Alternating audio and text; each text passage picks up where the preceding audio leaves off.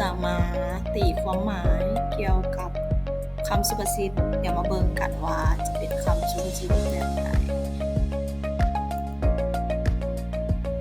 เราจะมาเบิ่งกันเลยการตีความหมายของคำสุภาษิตโอเคอันที่หนึ่งที่เราจะได้มาก็คือไว้ปากเสียศีลไว้ตีนตกกฎหมายสำหรับคำว่าไว้ปากเสียศีลไว้ตีนตกกฎหมายก่อนอื่นว่าทุกคนรู้แล้วว่าอ่านแล้วมันเว้าถึงหยังถ้ายังบ่เข้าใจก็ต้องมาตีความหมายแต่ละคำศัพท์ที่แต่ละวิดีโออาจารย์ก็ได้แนะนำไปคำว่าไว้ปาก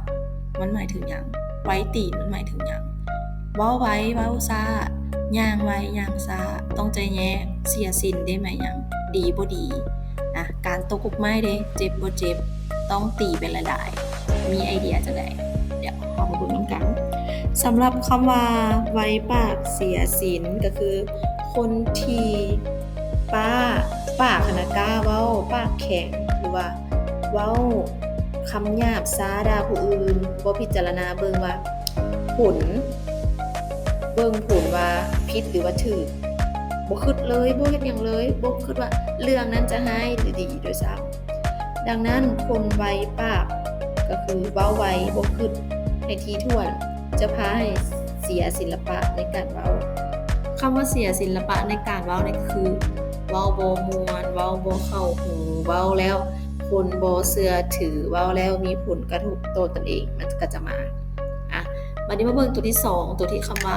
ไว้ตีนตกกกไม้คำว่าไว้ตีนตกกกไม้ไว้ตีนไว้มือ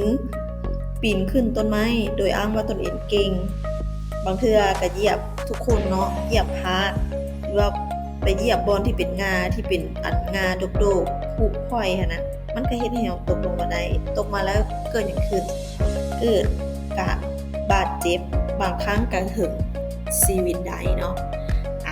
อันนั้นก็คือไว้ปากเสียศีลไว้ตีนตกกฎหมายก็เว้าถึงการระมัดระวังสิเว้าสิว่าสิเฮ็ดหยังก็อย่าต้องมีความระมัดระวังโอเคแล้วสิฝากไปอีก1คำสุภาษิตลองไปพิจารณาหรือว่าตีความหมายเบิ่งเนาะว่ามันเว้าถึงหยังอันนี้บางเทื่อมีคนอยากเบิ่งเนาะอาจารย์ก็เขียนแบบนี้ให้แล้วเอามาเบิ่งตัวต่อไปเลยก็คือฟันเหือไว้หลายลำแฮทามาเข้าไว้เต็มบ้านทั่วเมืองตัวนี้เว้าถึงหยังลองคิดเบิ่งก่อนเนาะถ้ามีคนสนใจหรือว่าอีหยังอาจารย์ก็จึงจะเฮ็ดอีกวิดีโอนึงที่มาเว้าเกี่ยวกับหัวข้อนี้ลองคิดเบิ่งก่อนเนาะฟันเหือไว้เหือเฮ็ดด้วยหยังสมัยก่อน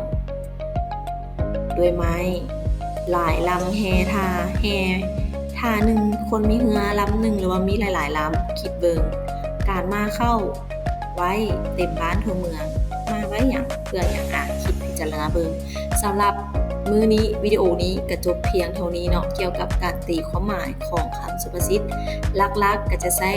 ปัญญาความคิดการวิเคราะห์ประสบการณ์เนาะแล้วก็แปลเป็นคำเว้าของตนเองในรูปแบบของตนเองมา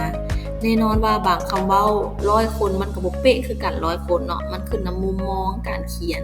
สื่อสารผ่านตัวอักษรนั้นออกมาแต่ว่าก็จะมีแนวทางไปลักษณะเดียวกันอันนั้นสำหรับการตีความหมายลองคิดหลายๆเบิ่งลองอ่านหลายๆเบิ่งแล้วจะคิดออกเขียนออกเว้าออกนั่นเองขอบใจสำหรับการรับฟัง